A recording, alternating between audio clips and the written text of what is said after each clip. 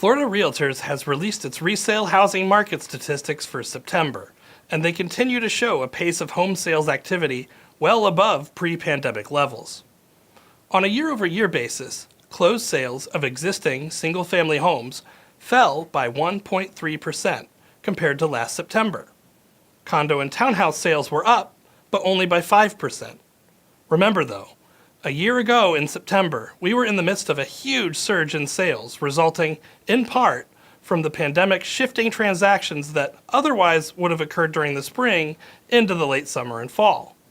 If we instead compare this September's sale counts to those 2 years ago from September 2019, we find that closed sales of single-family homes were up by over 20%, and closed sales of condos and townhouses were up by 31.5%.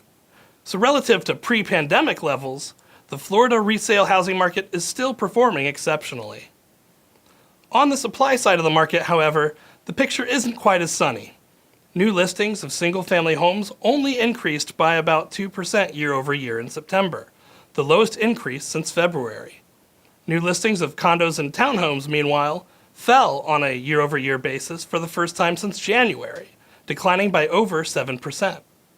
This slowdown in new listings relative to the pace of sales has resulted in our levels of inventory stalling out.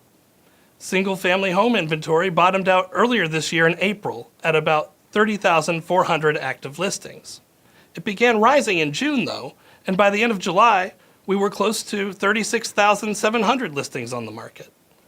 As of the end of September though, there were only about 37,800 active single-family home listings. Condo and townhouse inventory, meanwhile, was at about 22,600 active listings at the end of September. That's only about 140 more listings than there were at its most recent low point in June. The good news, I suppose, is that inventory isn't falling again, but that kind of scenario isn't entirely out of the cards in the coming months.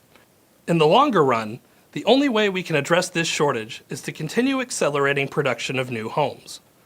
The road back to a balanced market will be a long road. Until then, it's a seller's world and the rest of us are just living in it.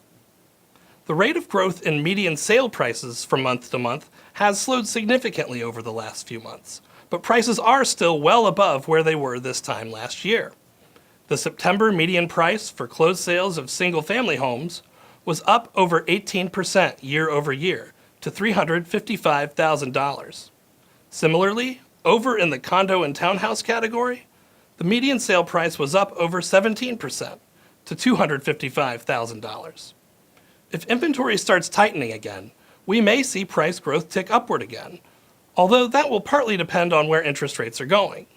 Most forecasters are currently seeing signs that indicate mortgage rates will start to increase more steadily in the coming months, which could have a moderating effect on the currently sky-high level of demand we're seeing.